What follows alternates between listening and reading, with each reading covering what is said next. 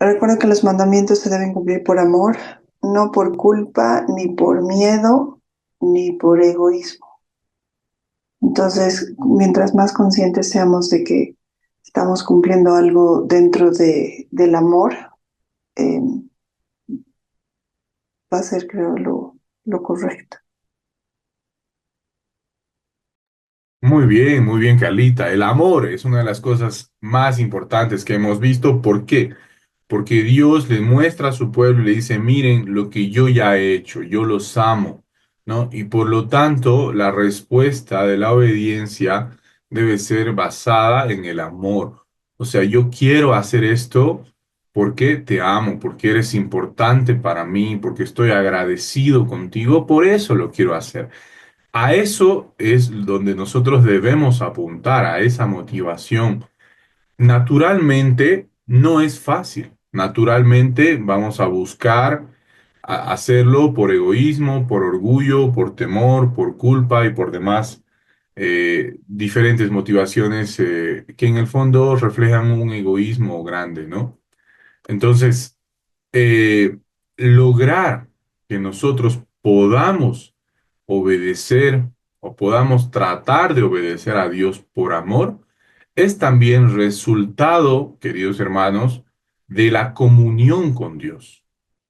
No amas a alguien con quien no pasas tiempo. Eso es sencillo, ¿no? Es cómo vas a amar a alguien, tal vez idealmente un amor platónico, ¿no? Pero un amor real es hacia alguien con quien conoces, con quien pasas tiempo. Por eso es tan importante, por ejemplo, la oración. La oración es construir comunión con Dios.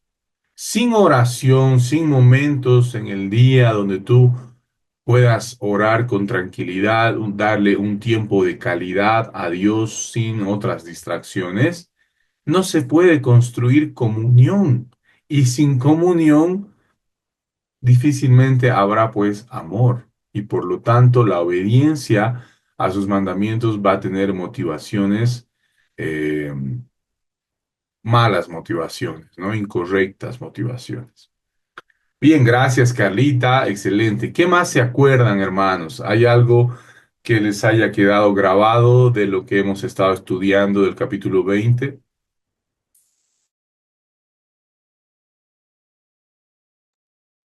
Es respecto a no cometer idolatría, es decir, que no tengamos dioses ajenos a Él. Y esto puede entenderse bajo muchas circunstancias, sobre todo si como dioses, por ejemplo, tenemos al mundo, a las cosas materiales que nos rodean, y si vivimos para ello, o si incluso, como mencionabas, somos egoístas y vivimos para nosotros. Nosotros nos anteponemos a Dios, buscamos satisfacer nuestras necesidades en base a lo que el mundo nos pueda ofrecer, ¿no?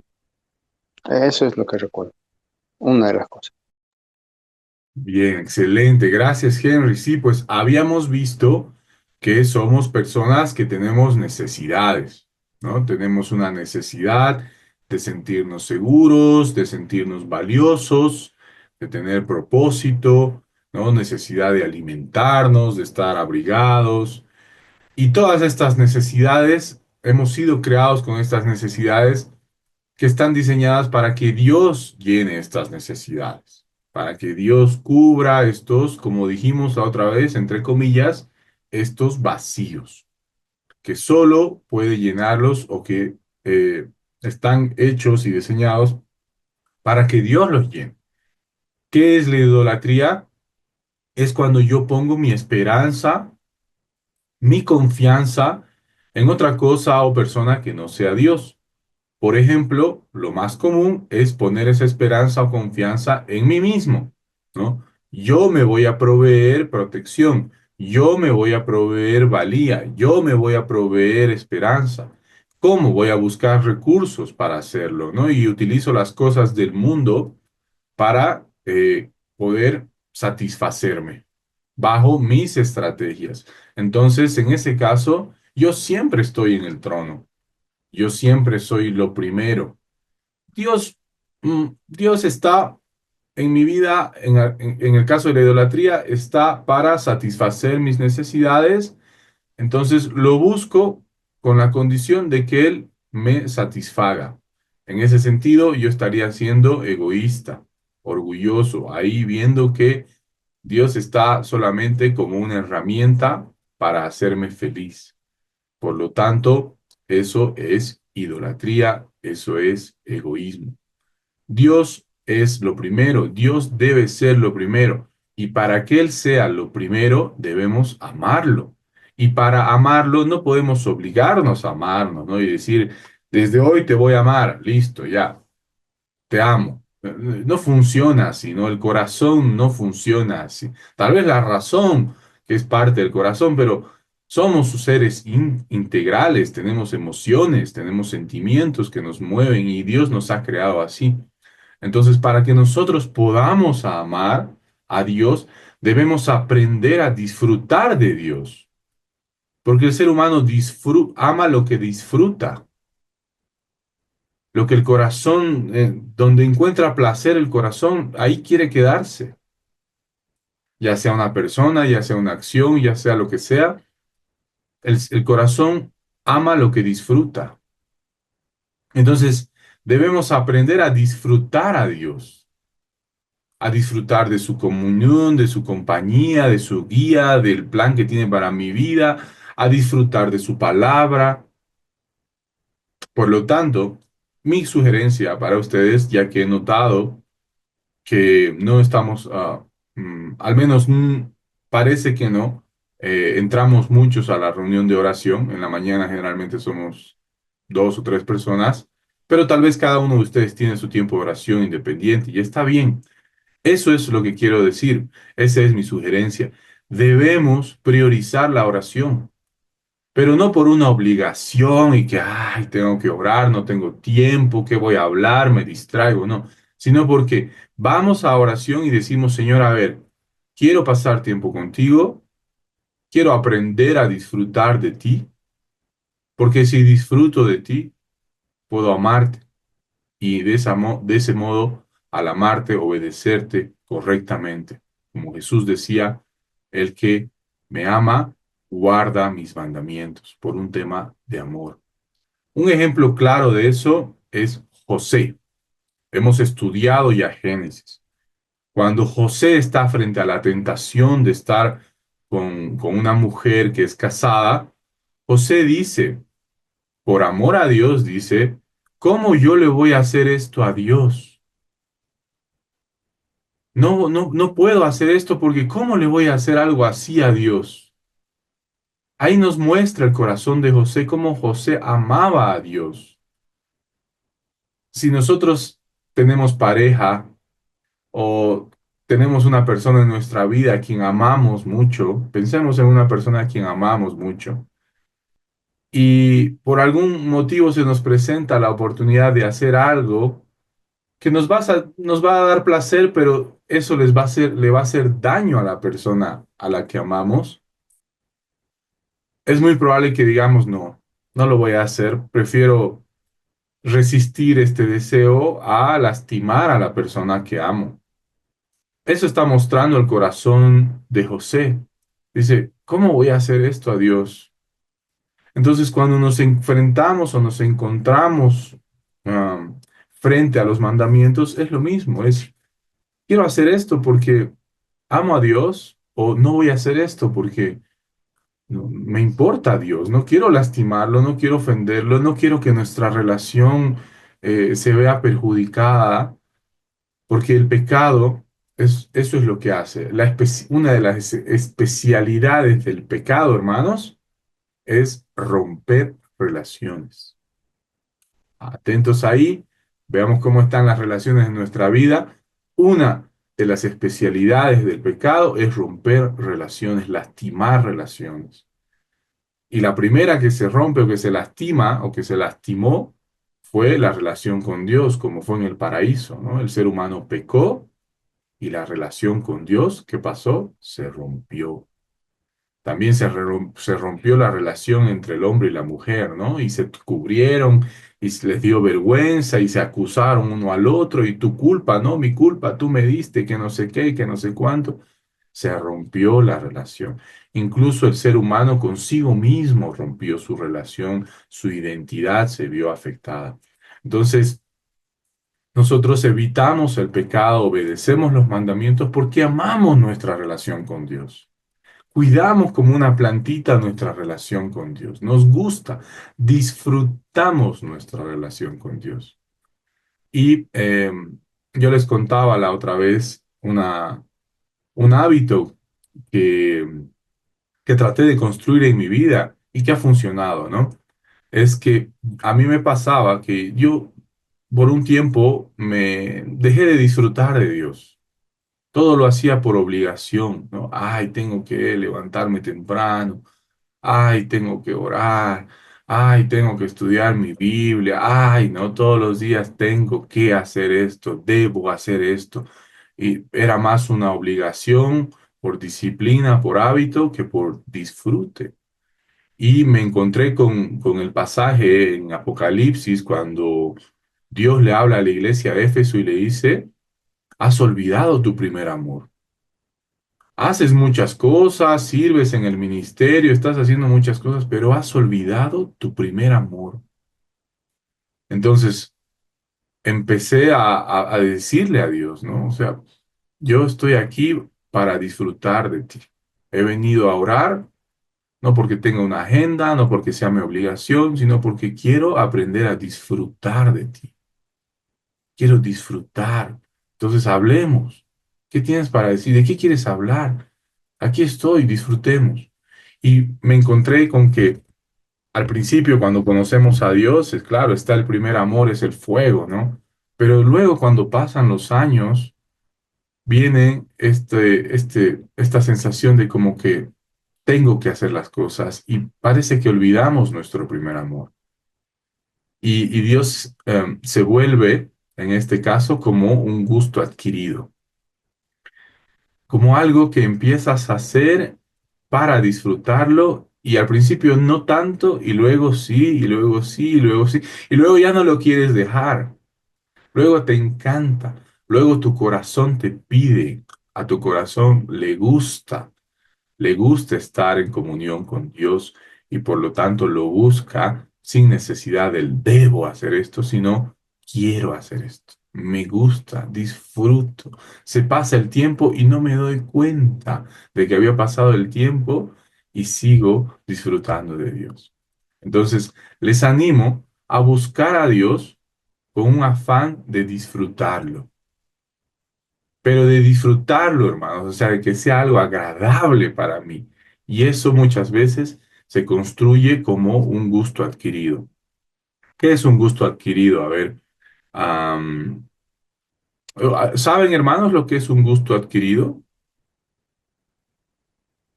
¿Algunos saben de qué se trata eso?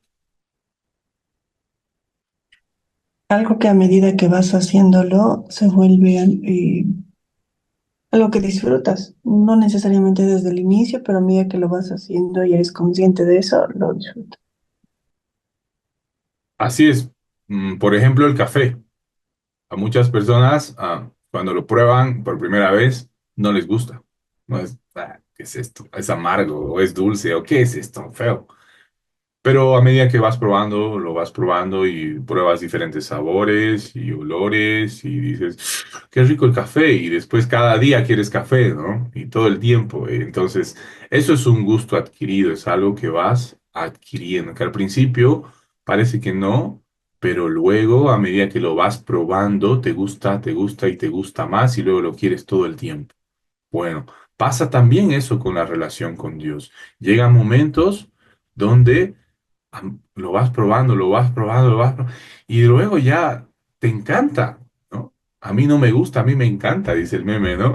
Entonces, así es. Y ese es el camino, hermanos, para que podamos obedecer a Dios. Toda esta introducción que les he dado tiene referencia al capítulo 20. ¿Cómo vamos a poder obedecer a Dios?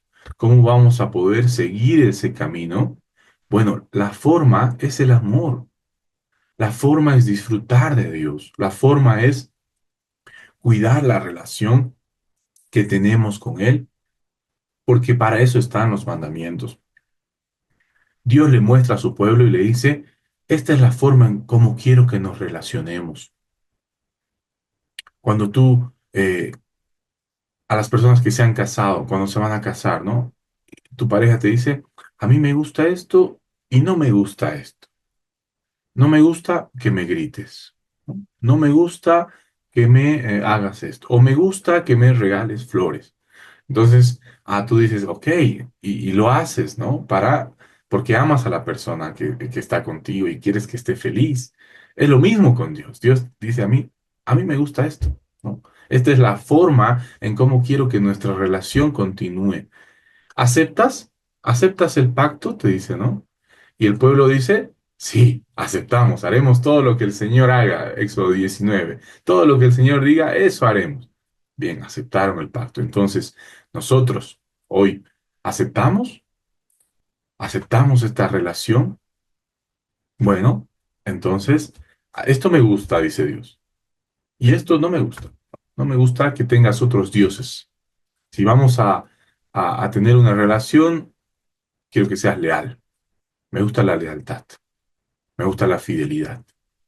Soy un Dios, y ahora sí vámonos al texto antes de que mi introducción termine siendo todo el estudio. Les voy a compartir mi pantalla para que veamos lo que dice Éxodo 20. Bien, se ve, ¿no? ¿Se ve la pantalla? ¿Se ve el texto? Sí, Muy bien, entonces ya hemos visto Éxodo 1, 2 y 3, versículos 1, 2 y 3. Vámonos ahora al versículo 4. Dice así, no te harás imagen ni ninguna semejanza de lo que está arriba en el cielo, ni abajo en la tierra, ni en las aguas debajo de la tierra. No te inclinarás a ellas, ni las honrarás, porque yo soy Jehová tu Dios, fuerte, celoso, que visito la maldad de los padres sobre los hijos hasta la tercera y cuarta generación de los que me aborrecen y hago misericordia a millares a los que me aman y guardan mis mandamientos. Muy bien, vamos a estudiar del 4 al 6 el día de hoy. ¿Hay algo, hermanos, de estos versículos que les llame la atención? Que han escuchado y han dicho, wow, ¿qué es esto? ¿De qué se trata? Quiero entender. ¿O hay algún comentario que quieran hacer en general de estos versículos?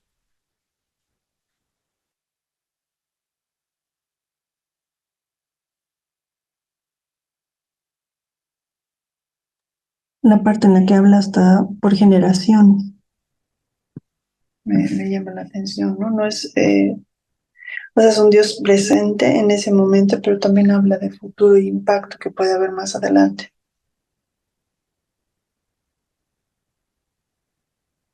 Muy bien, gracias, Carlita. Vamos a abordar entonces el tema de las generaciones, claro que sí.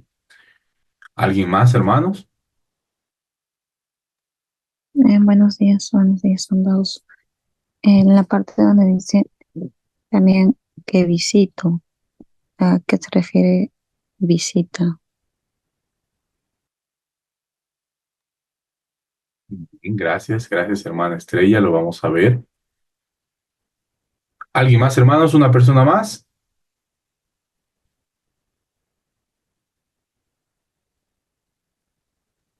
el tema de las imágenes, sobre todo nosotros que a veces tenemos esta costumbre de tener imágenes de virgencitas y demás cuestiones, ¿no?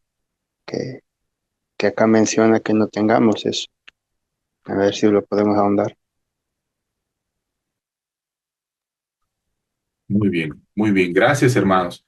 ¿Y qué les dice esto así a grandes rasgos de la relación con Dios, de cómo quiere Dios una relación con nosotros?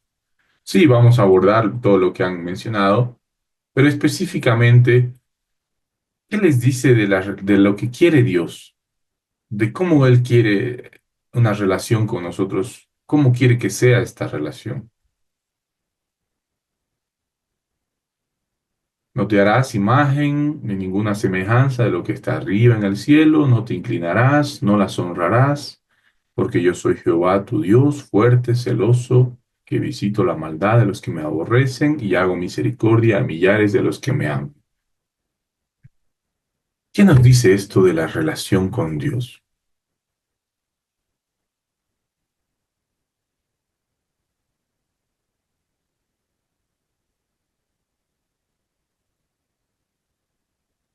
Me hace pensar en en la exclusividad que Dios quiere en nuestras vidas.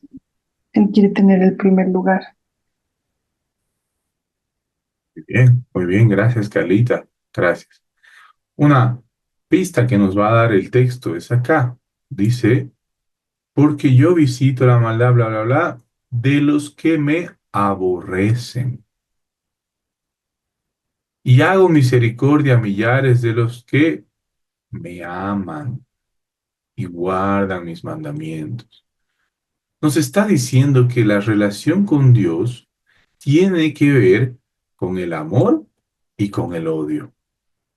Dice que los que no obedecen sus mandamientos, que los que hacen imágenes, que los que tienen dioses ajenos, de los que se inclinan y honran a otros dioses, que dice, en el fondo está diciendo ellos, me aborrecen. Entonces, una relación así, no quiero, dice. No quiero una relación con personas que me aborrecen. Quiero una relación con personas que me aman. Que hago misericordia a millares a los que me aman y por lo tanto guardan mis mandamientos. Otra vez, volvemos al tema del amor. El amor, hermanos. Hay que aprender a cultivar el amor a Dios en nuestras vidas. Si no, termina siendo la idolatría, termina. ¿Qué es la idolatría? Es aborrecer a Dios. Al menos así Dios lo interpreta, como alguien que lo aborrece. Muy bien. Entonces eso, importante, muy importante. ¿Hay idolatría en nuestras vidas? ¿Cómo interpreta Dios esta idolatría? ¿Cómo interpretó Dios cuando Adán y Eva decidieron ser ellos como dioses? Lo interpretó como un rechazo, lo interpretó como que lo aborrecían, como que no lo querían. Entonces, en nuestras vidas, ¿cómo funciona esto? Cuando me pongo a mí como Dios, cuando hago de la fama, del dinero, del poder, de mi reputación, de mis dones, mis ídolos, ¿cómo interpreta Dios esto? Como que lo aborrecemos, como que entonces la idolatría lastima a Dios, lastima su corazón. Entonces es importante entender y volver a José. José decía, ¿cómo le voy a hacer esto a Dios? Cuando nos encontremos frente a tentaciones, hermanos, que nos quieren desviar del amor a Dios, pensemos en esto. O sea, yo quiero lastimar a Dios, yo aborrezco a Dios, ¿no? ¿Cómo le voy a hacer algo así a Dios? Cuando, no sé, deseo de engañar, aprovecharse de otra persona, de ser avaro y acumular mucho dinero y del adulterio, de que venga otra persona y quiera atentar en tu matrimonio. Qué linda respuesta darse a uno mismo y decir, ¿cómo le voy a hacer esto a Dios? ¿Cómo le voy a hacer esto a mi pareja? ¿Cómo le voy a hacer esto a esta persona que amo? No, no, no, no lo voy a hacer. ¿Por qué? Porque amo. No porque no debo, o porque si lo hago me va a ir mal, o porque si tengo miedo, o porque tengo que demostrar que soy capaz de obedecer. No, no, no, no, no voy a hacer esto porque amo a la persona, amo esta relación. Entonces, eso es clave, hermanos. Estamos tocando un punto muy importante que va a abarcar toda la Biblia el tema del amor recíproco. Dios te ama, tú, por lo tanto, puedes amar a Dios también.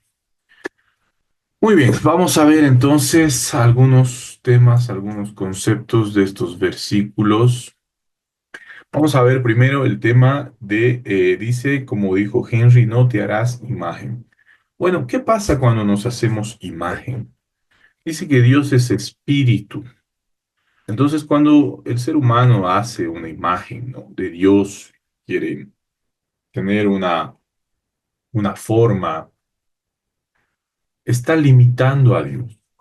Ese es el primer problema, limitar a Dios. O sea, Dios entonces es esta imagen.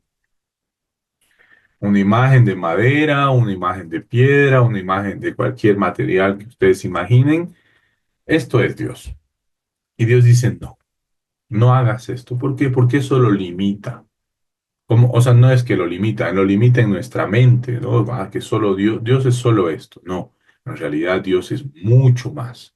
Por lo tanto, Dios no quiere que hagamos ese tipo de imágenes. ¿Es pecado? Es pecado, pues es pecado, es así de simple. Si hacemos ah, imágenes o sea, es complicado tocar este tema, pero es lo que dice la Biblia. Entonces yo voy a decir lo que dice la Biblia. Y la Biblia es así y ha sido así siempre. Si hacemos imágenes de santos, imágenes de vírgenes, imágenes de lo que sea, hermanos, y adoramos eso, bueno, pues eso es idolatría. ¿Por qué? Yo estoy poniendo mi confianza en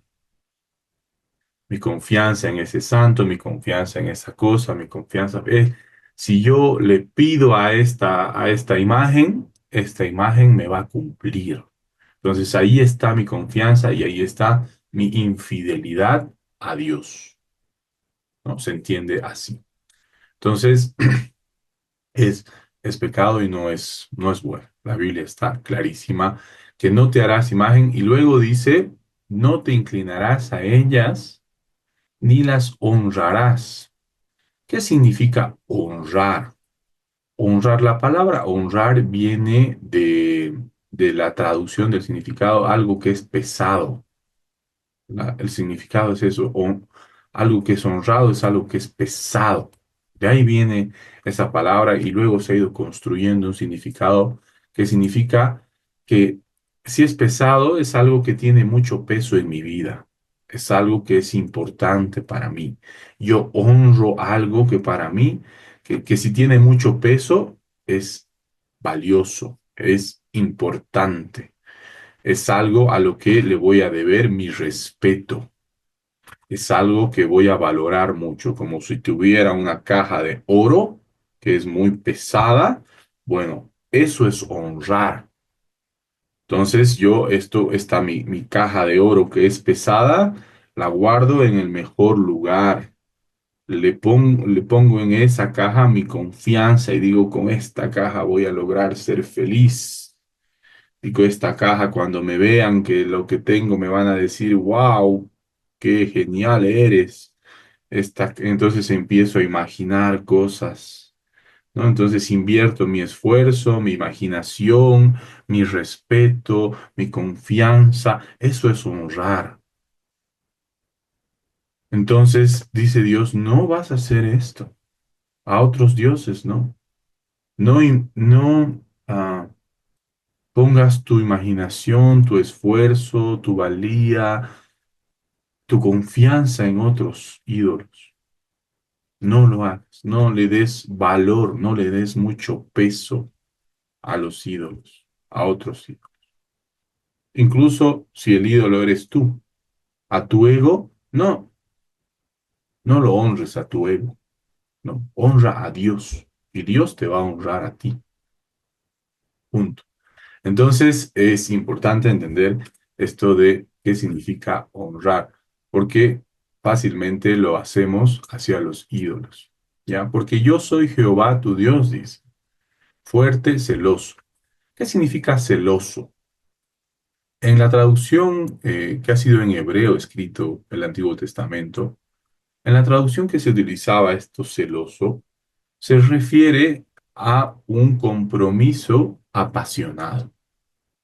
Es decir, Dios dice, yo estoy apasionado por este compromiso que estamos haciendo. Me encanta este compromiso y le voy a poner todas mis fuerzas, le voy a poner todo mi empeño para que funcione. ¿Por qué? Porque tengo pasión por esto. ¿Por qué tienen pasión ustedes, hermanos? A ver, pensemos. No sé, el fútbol, el deporte, la comida, tus hijos, qué sé yo, ¿no? Tenemos pasión por algo. ¿Y qué pasa cuando tenemos pasión? Le metemos todo nuestro empeño a eso para que funcione. Mi empresa es mi pasión, mi familia es mi pasión, qué sé yo, ¿no? En lo que tenemos pasión, eso es a lo que le metemos mucho empeño. Y lo hacemos por amor, nadie nos obliga, puede que no nos paguen ni siquiera, igual lo vamos a hacer, ad honores lo voy a hacer porque me encanta hacerlo. Bueno, Dios dice aquí, yo soy celoso, es decir, estoy apasionado con este pacto, estoy comprometido con esto, he involucrado mis emociones en esto. Entonces, por lo tanto, es, seguimos redundando en lo mismo en el tema del amor. Dios hace lo que hace con nosotros por amor. Por amor, Él está apasionado con su plan para nuestras vidas. A veces pensamos que cuando Dios nos pide algo, úchame, y ahora que tal vez me va a ir mal, ¿no? Tal vez voy a hacer como, a ver, recordemos a Jonás. Dios le pide a Jonás que vaya y predique a los de Nínive. Y Jonás odiaba a los de Nínive, no quería que se salven, ¿no? Entonces no le gustan los planes de Dios. Y a veces pasa eso en nuestras vidas. Dios tiene planes para nuestra vida y decimos, no, mejor son mis planes, ¿no? Por ahí me pide que deje mi parentela y me vaya. Por ahí me dice que espere 40 años para tener un hijo. Por ahí me dice, como a Jesús, que me sacrifique por los demás. Entonces pensamos que, a veces pensamos que los planes de Dios pueden... Apaga tu despertador, Eder. Bueno, entonces no me voy más por las ramas. Nuevamente volvemos al punto de Dios es celoso, que eso significa que está comprometido, que está apasionado con el pacto que está haciendo con su pueblo. Bien. Y finalmente vamos a ver el tema de visito la maldad de los padres sobre los hijos hasta la tercera y cuarta generación de los que me aborrecen y hago misericordia a millares. Lo primero que vamos a notar aquí es el contraste. Dice que los que le aborrecen, Dios visita hasta la tercera y cuarta generación. Pero dice, los que lo aman, Él visita a millares. O sea, millares significa miles de generaciones. Entonces, primero vamos a ver aquí un tema de justicia y de gracia, ¿no? Y de misericordia. Por justicia, Dios dice, puede visitar la maldad de los padres sobre los hijos tercera y cuarta generación. Pero por misericordia, Él puede perdonar a millares de generaciones. Ahora, preguntaban, ¿a qué se refiere visito? Un ejemplo claro está en la Biblia. Cuando a veces Salomón se quería portar mal, ¿no? O iba a recibir una bendición de Dios, Dios le decía, por amor a tu padre, le decía, por amor a tu padre David, vamos a hacer esto. ¿Qué significaba esto? Que Dios estaba visitando, sí, visitando en el sentido de que haciendo referencia a esta generación, a la generación de Salomón, hacía referencia a lo que su padre hizo, ¿no? Porque amo a tu padre, voy a bendecir esto en tu vida, o voy a hacer esto en tu vida. Ahora, ¿qué se refiere a visitar la maldad? Exactamente lo mismo. Si Dios visita para lo bueno, también podría hacerlo para lo malo.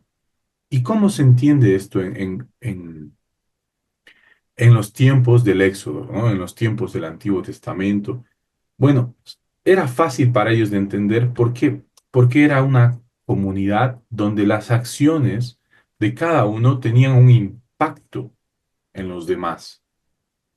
no era una sociedad individualista, era una sociedad más bien colectiva, ¿no? Entonces, si yo hacía algo, eso iba a tener sí o sí un impacto sobre los demás. Ahora estamos hablando de la idolatría. Entonces, eso significa que si mi padre, estoy hablando del Éxodo, si yo me pongo en ese lugar, si mi padre era idólatra, entonces es muy probable que a mí me ha enseñado idolatría. Y por lo tanto, yo también voy a ser idólatra. Y también mis hijos van a ser idólatras. ¿Por qué? Porque eso he aprendido. Entonces, a eso se refiere con visito. Es decir, que los efectos de mis acciones de aborrecer a Dios van a llegar hasta las siguientes generaciones. Que lo que yo hago no es indiferente a las siguientes generaciones, sino que más bien va a trascender. Mi idolatría, mi aborrecer a Dios, mi falta de amor a Dios, eso se va a heredar. Eso está queriendo decir. Ahora, para seguir aclarando, ¿no? Primero, estamos entendiendo hasta acá. ¿Qué significa esto de visitar la maldad? Significa que mis acciones, que mi idolatría va a tener consecuencias en las siguientes generaciones. Primero eso. ¿Ok? Segundo, que también mi amor por Dios va a tener consecuencias en las siguientes generaciones. Entonces, por un lado, lo bueno, lo malo y por otro lado también lo bueno. Ahora, esto también se puede malinterpretar. Se puede hablar de un término que yo he escuchado mucho en estos tiempos que dice maldiciones generacionales, ¿no? Dice, debemos romper la maldición generacional. ¿Qué creen ustedes, hermanos? Que según lo que estamos leyendo, según su experiencia caminando con la iglesia, ¿ustedes creen que existen o no existen las maldiciones generacionales? ¿Qué opinan?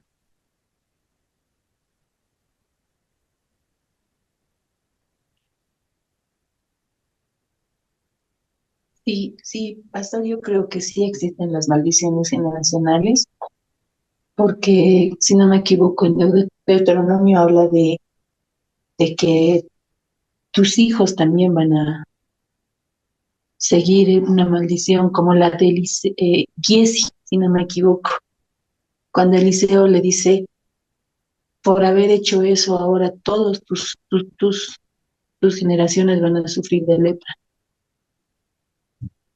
Sí, es verdad. Muy bien, muy bien. Gracias, hermana Beatriz. Ahí vamos viendo un comentario sobre eso. ¿Qué más, hermanos? ¿Alguien más? ¿Qué opinan sobre esto de las maldiciones? ¿Habrá o no habrá? Y si hay, ¿qué hacemos?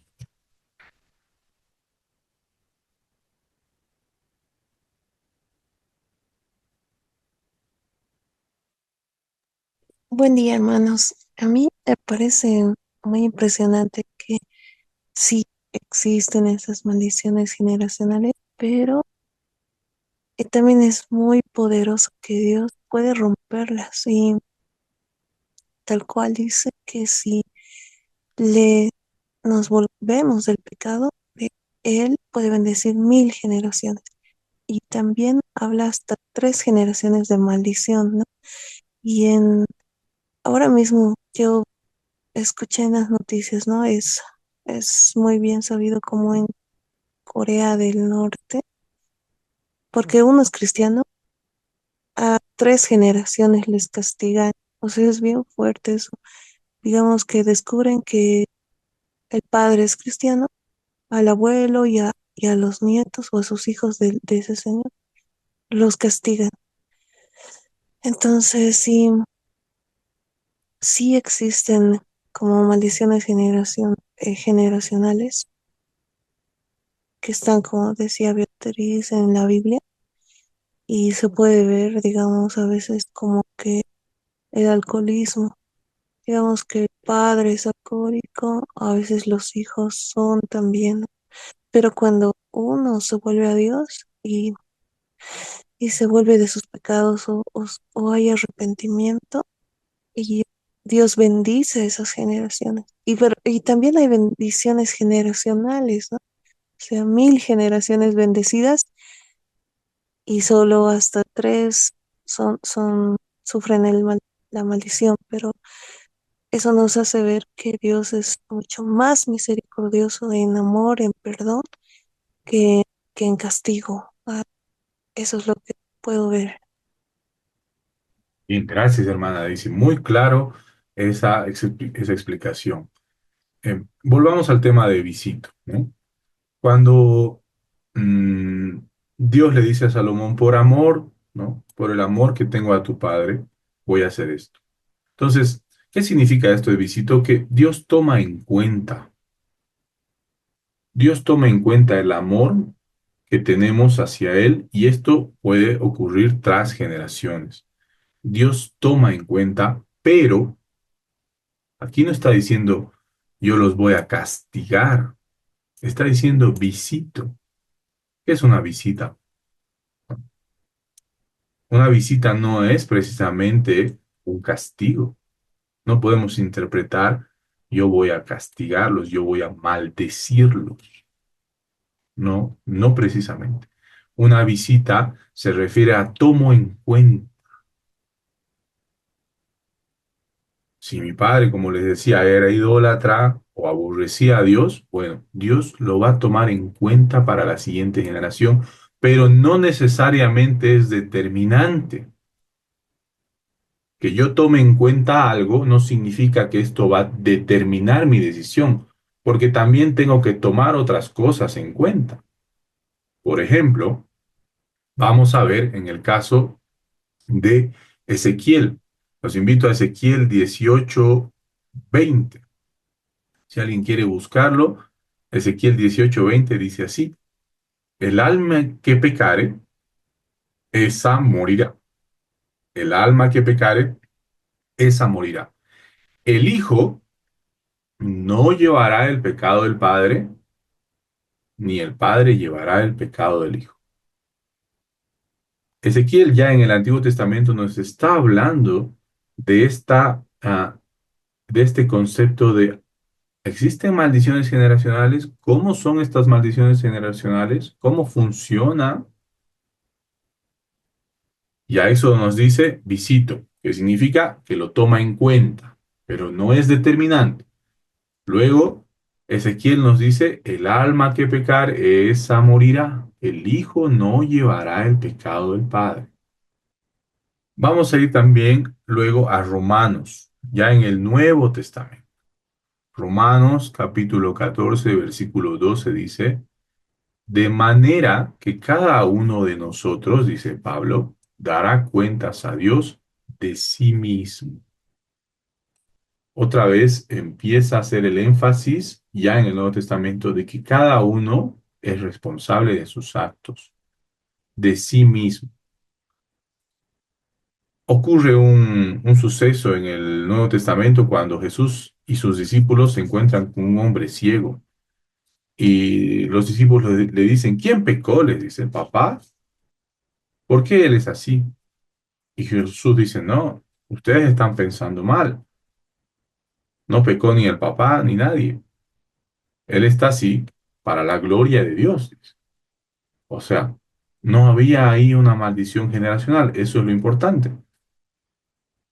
¿Cómo se creía?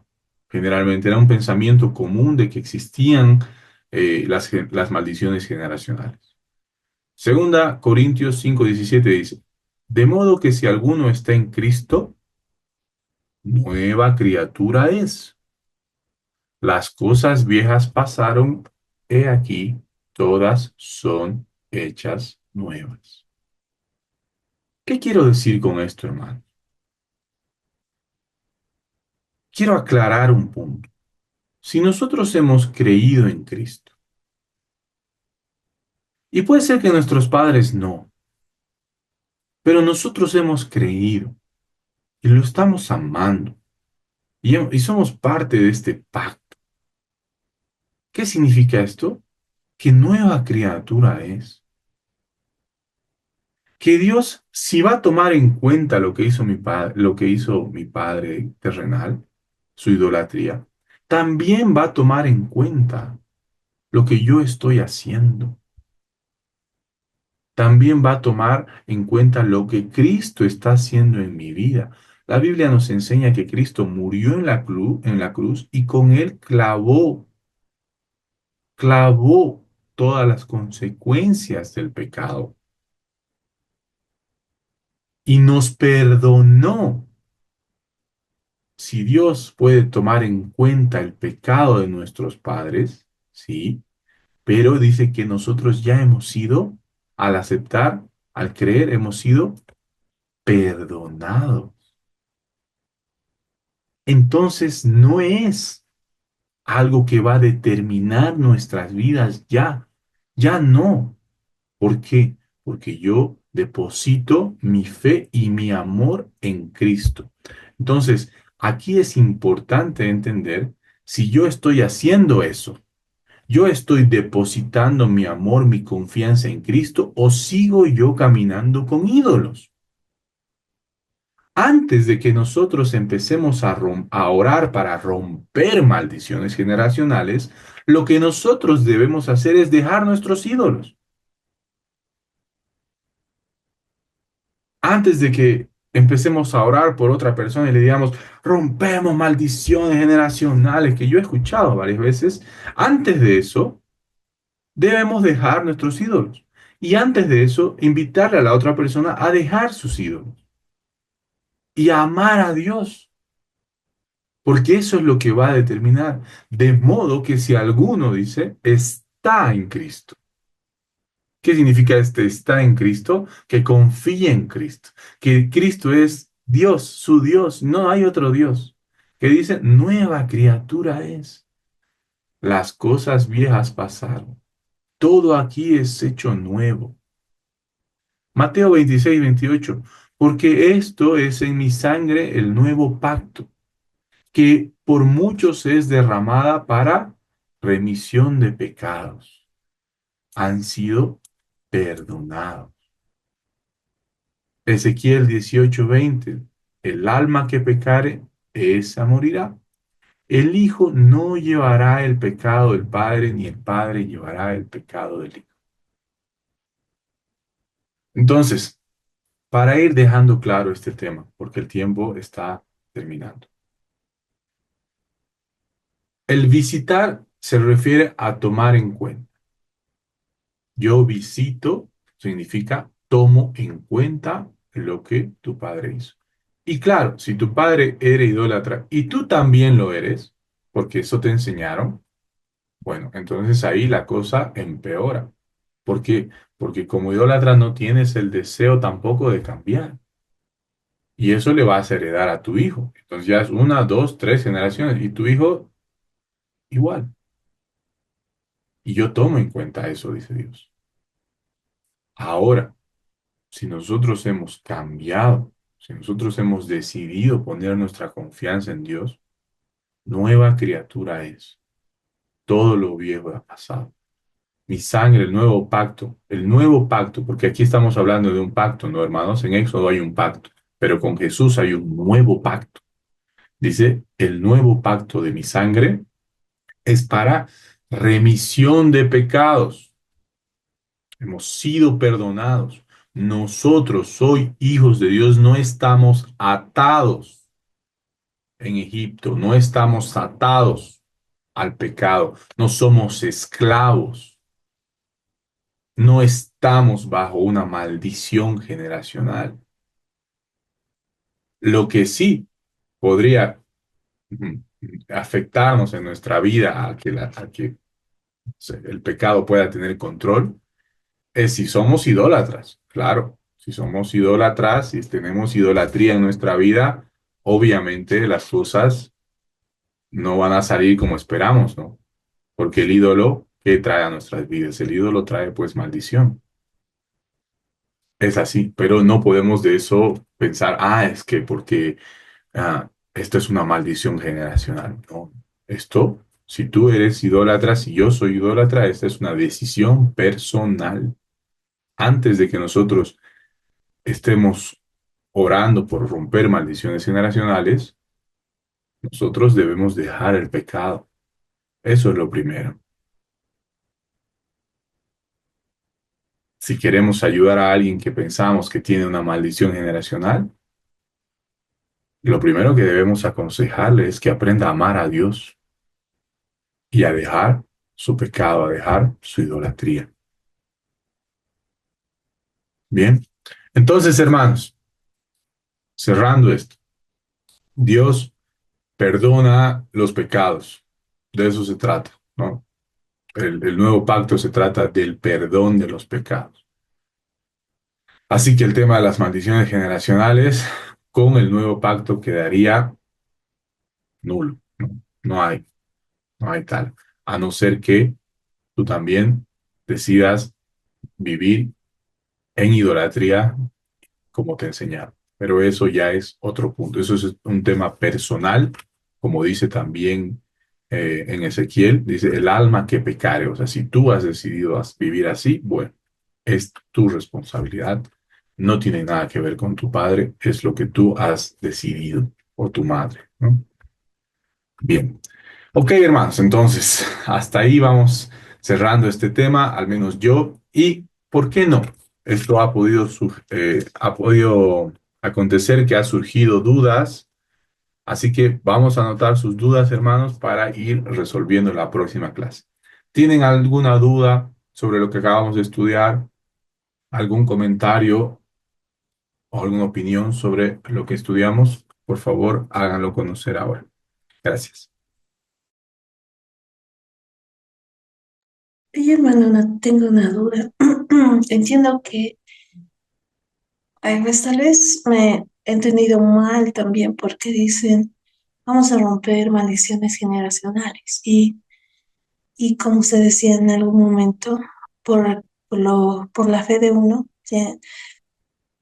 piensan, y no sé si está correcto, que los abuelos, las personas que tal vez ya no están, también son como, son como bendecidos, se podría decir, del arrepentimiento de una persona y a eso le llaman romper maldiciones generacionales. ¿Está bien eso? ¿Es correcto? ¿No se me ha entendido? ¿Te parece un poco a ver si entendí bien, Daisy? Antes la Iglesia católica en tiempos pasados tenía una Ya. figura en la que las personas podían depositar dinero y de ese modo los pecados de sus padres iban a ser perdonados y de sus abuelos y así. Entonces esto es parecido porque cuando uno depositaba dinero estaba diciendo yo tengo fe, ¿no? Y por mi fe mi papá, mis abuelos y pasadas generaciones serán perdonados. Y la creencia decía que iban a ser sacados del purgatorio, ¿no? Porque había toda una creencia a partir de esta idea. Entonces, parece una degeneración de eso, ¿no? Querida Daisy, de, bueno, si yo creo, si yo oro, entonces mis papás, mis abuelos que ya han muerto van a ser perdonados de sus pecados. En realidad, la Biblia nos enseña que cada uno va a responder a Dios por sus actos. Ahora, que tú mm, con una oración que ya no se puede hacer mucho, ¿no? Porque la persona ya murió, ya sus actos, ya no puede remendar sus actos, ya están hechos los actos. Y ya pasó el tiempo en esta vida, entonces, importante entender eso, ¿no? Cada uno va a responder por sus actos ante Dios. Y al final, la vara, mucho con lo que se va a medir, es esto del amor, ¿no? Por eso Éxodo habla y dice, de los que me aborrecen y de los que me aman. Al final, cuando ocurra el momento del juicio, mucho se va a definir por los que me aman y los que me aborrecen. El que me ama quiere estar conmigo. El que me aborrece no quiere estar conmigo. El juicio mucho se va a definir en eso, ¿no? Quiénes quieren estar y quiénes no. Pero Yo hoy día estoy un poco disperso, hermanos. Van a disculpar, me estoy yendo por muchas ramas, así que stop. Muy bien. ¿Quién más, hermanos? ¿Qué otro comentario o duda tienen sobre este texto?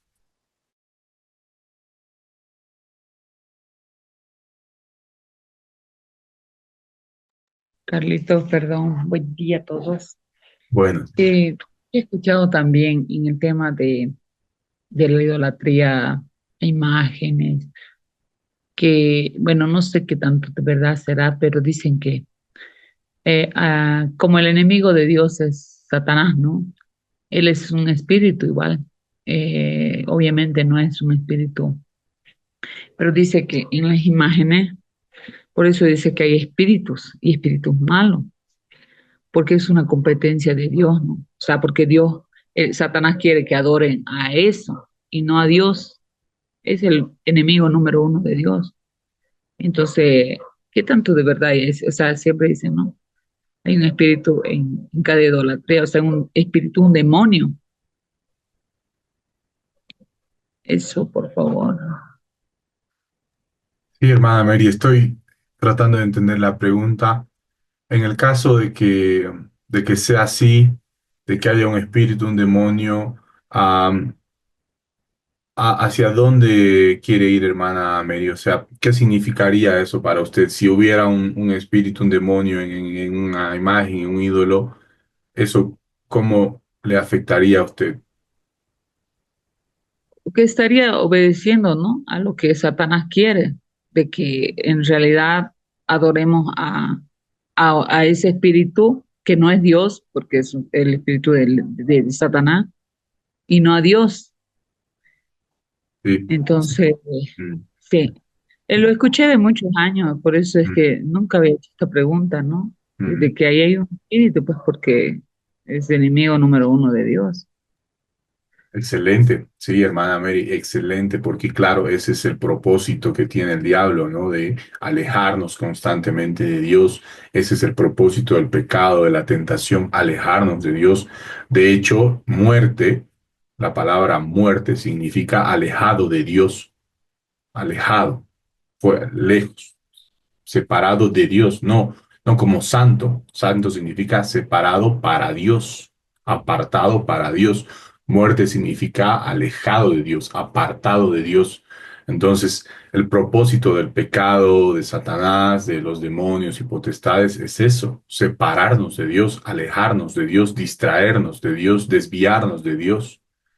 Las tentaciones tienen ese objetivo, la idolatría tiene ese objetivo, separarnos de Dios, alejarnos, que nuestra confianza esté puesta en otras cosas, que amemos a otras cosas antes que a Dios y por lo tanto nos alejamos constantemente. Se ve mucho en las relaciones de matrimonio. Voy a utilizar esta metáfora, ¿no? Uno de los dos termina cediendo a la tentación y ¿qué pasa? Tiene un amante y ¿qué pasa con el amante? La persona empieza a amar a su amante y a medida que ama más a su amante, ama menos o se aleja de su pareja, de su esposo o de su esposa y se va con el amante y al final, ¿qué ocurre? Un divorcio y ves que se casó con el amante. Igual le fue mal con el amante, pero ¿qué pasó? El pecado la alejó a la persona de su esposo o de su esposa. Pasa lo mismo en la relación con Dios. El pecado te aleja, te distrae, te desvía de Dios. Toma tu atención y quiere que lo ames a Él. Entonces sí, estaría correcto decir que hay poderes espirituales detrás, malignos, detrás de la idolatría, detrás de estas imágenes, del pecado. Claro, claro, está el poder de Satanás ahí tratando de alejarnos de Dios, de separarnos de Dios. Gracias, hermana Mary. ¿Alguien más, hermanos? Sí, yo quería hacer una pregunta con respecto a las maldiciones generacionales y también se refiere a las enfermedades, no a lo que viene ya en los genes.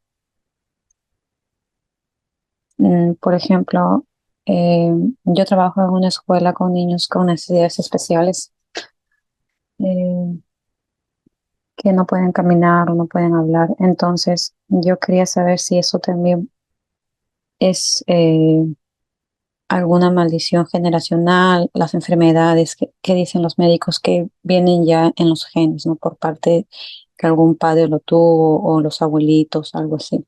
Yo quería hacer esa consulta. Bien, gracias, hermana Estrella.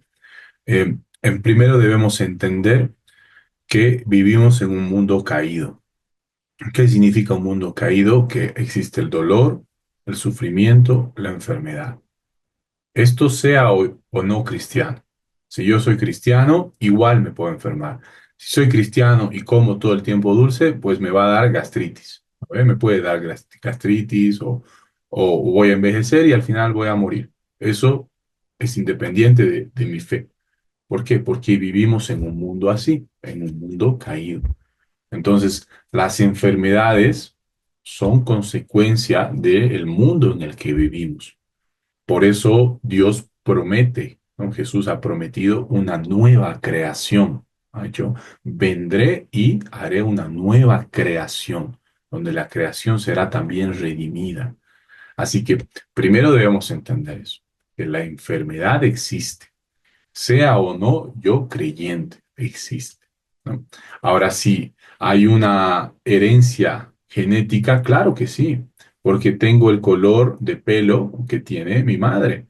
Y si había ahí también algún problema genético, es probable que también lo tenga, como en el tema de la diabetes, ¿no? Si tú tienes diabetes, no, pero tienes probabilidades porque tus papás eran. Eso no es precisamente una maldición generacional, que Dios te está maldiciendo por lo que hicieron tus padres. En realidad es una consecuencia de que vivimos en un mundo caído. Vivimos en un mundo imperfecto, donde el pecado, ¿no? Bueno, todos sufrimos las consecuencias de Adán y Eva. Antes no había enfermedad. Bueno, Adán y Eva pecaron, ahora hay enfermedad. Ok, entonces, no sé si eso responde tu pregunta, hermana Estrella.